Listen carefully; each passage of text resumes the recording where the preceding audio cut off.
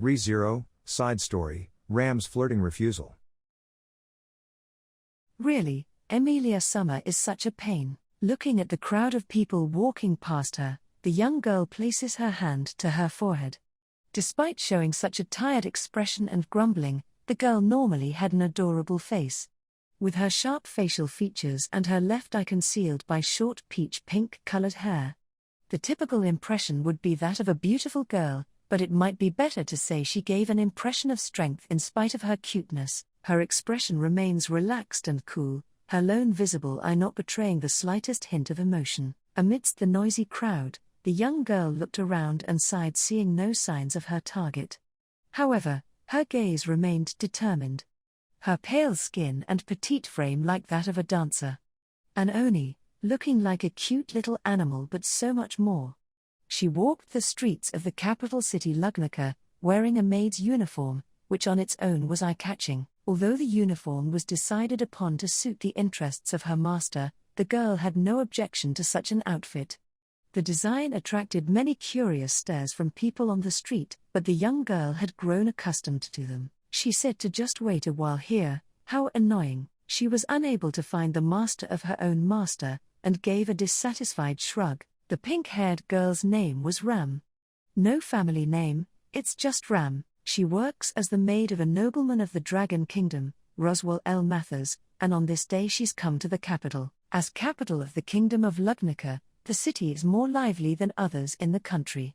For Ram, who has had numerous visits to the capital, and become familiar with the city as a result of following her master's orders.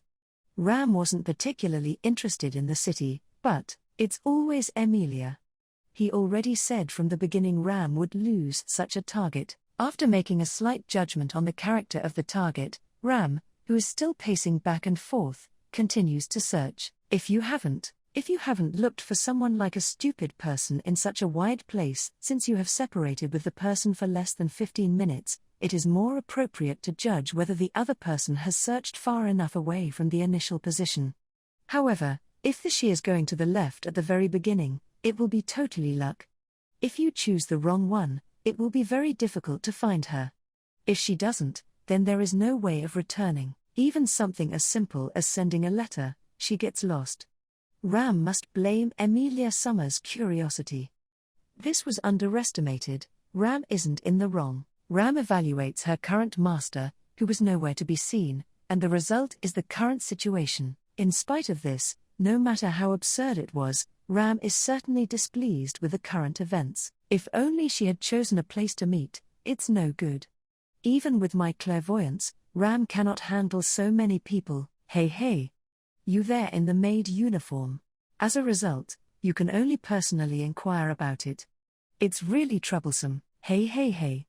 Don't ignore me so casually. Here.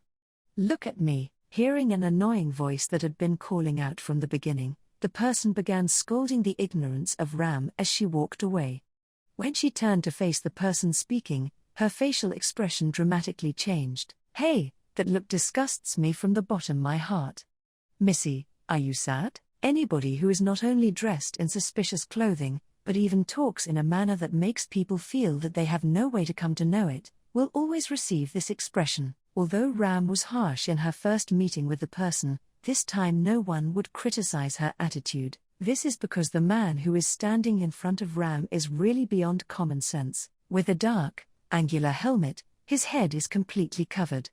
If this is the case, he can be recognized as an suspicious man. While his head is concealed in armor, from the neck down instead, he is dressed like a villager with cheap and simple materials. He wears shoes consisting of straw ropes on his feet. Can he even become more suspicious? The law and order of the royal capital has also begun to be corrupted. Now it's time to call the guards over. Please wait a moment. If you think of me as a perverted old man, you should be more conscious of your own safety, right? What's the point of waiting in the same place? The tough-looking man, responding to Ram's harsh approach, stopped in desperation. He stopped and loudly called out after Ram, who was staring straight at him with a pointed gaze. That's not really a friendly look. Wait a minute please, I'm just looking for someone, so I'd like to find out where that someone may be. What a coincidence, I'm also very busy trying to find someone here. Well, you're free to keep searching. That's too cold for someone wearing a maid outfit, which symbolizes service, isn't it? Extending his hand to try to stop Ram from leaving, Ram, who sidesteps to avoid the other person, suddenly notices the man had no left arm. Oh, did you stop out of sympathy?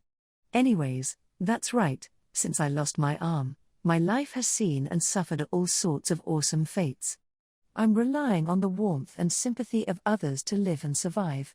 Quite unfortunate, aren't I? If you don't have enough hands, just ask a cat. If you've enough feet, please find it on your own. That's all. Isn't that too harsh? Toward the helmeted man before her, Ram's face began to lose its angry glare. The man waved his right hand in panic. Wait. I just want to find her.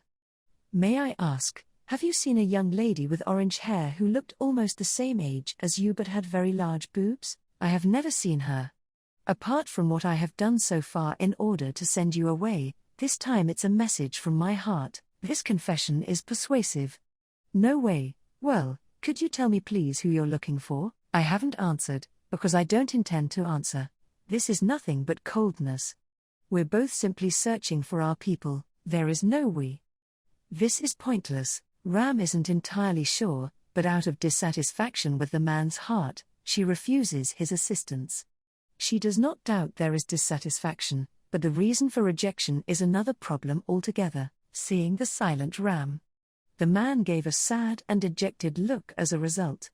Yeah, I understand, I'll stop here. It's not getting either of us anywhere. I already knew that this was meaningless from the very beginning, but you still wasted the time of mine.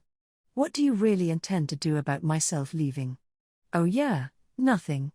I didn't expect anything out this conversation anyway. I'm sorry to hear I've troubled you. Giving a glance to the man yelling after her, Ram lets out a sigh toward him and then leaves. She doesn't remark further or offer a goodbye. It's completely disgusting. Then she hears behind her, "Well then, bye, Ram," said innocently as she was leaving, and Ram stopped after hearing it.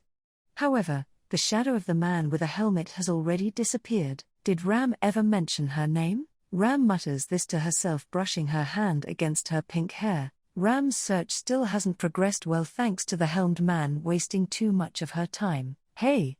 It'll be best if you keep quiet. Cause us any trouble and this won't end happily, isn't it too inconspicuous? Walking down busy streets in that eye-catching outfit? We're not in a patient mood, wouldn't you say? Maybe we should get a little rough? Ram stares at the three SHT faces with disappointment. The three thugs, one tall, one brawny, and one short, came out of nowhere to begin threatening Ram. It would seem the security of the capital truly is no better than the wilderness. Huh? Wilderness? Where are you from? Doesn't seem like you're from the capital. I mean, you're no different from wild animals spending your day scrounging for food and behaving in this barbaric way. Listening to their idiotic chatter, Ram gave a look of disgust. In that moment the men looked to each other blankly, then laughed. Hey, wait. Don't mess with us. Unable to read the girl's attitude, the tall thug pulls two knives and points them toward Ram. Don't make me laugh. You can't possibly escape, unless you brought the Sword Saint. You're in trouble. I guess her luck's run out. Haha, even if we actually have to fight, victory is ours. Intimidating, berating, the hateful words continue. Ram frowns hearing this, and then for the first time it seemed like she let out a helpless sigh. Hey, just don't move, lady. Ram is still trying to show patience, because this is an important task ordered by Lord Roswell, but now, I am at my limit with this. Ram whispers these words annoyed and reaches for a small wand within her dress. She points it to the sky and light starts to shine. Magic power bursts in the atmosphere to create a strong wind surrounding her. Hey! Don't go trying any funny business, whoa! The man with the knives was blown away against a wall and buried in debris from the impact. Seeing the brawny man try to make a run for it while his remaining companion froze in place, Ram had already reacted before the fleeing man could even notice. The large man waved his arms trying to cast aside her wand, but immediately he was thrown into the sky, slamming into the ground on his back, accompanied by a scream before finally the man fainted on the ground. And then, Is there something else you want to say to Ram? Wait, sorry, it's right of you to apologize. But Ram won't forgive you. The short man gave a nervous smile before being launched into the sky by the merciless Ram. The three thugs were dumped into the alley like trash, and Ram patted her skirt looking up at the dimming sky. The sun has completely set. The target should have already gone back to the mansion. Ram's conditions for finding her target have become more unfavorable. If she is not found quickly, the situation will become very bad. Looking up at the moonlight, Ram suddenly noticed. The light is. Ram looked up at the starry night sky of the capital and notices aurora light waves in the sky. The waves sweep around, and Ram emerges with a strong sense of intuition and rushes off toward the source of the aurora light without hesitation. The person she is searching for is this way. She doesn't know why, but Ram is sure of it. Ram was just about to start thinking that Ram was finally done with being involved with trouble. Ram really is a troublesome person. Ram runs towards the lowest district of the capital, the slums, and toward the deepest point of the slums. She arrived, and in front of her, Ram finds her target holding a teenage boy's hand. She realizes that the boy will come to the master's mansion along with her target, but that's for another story.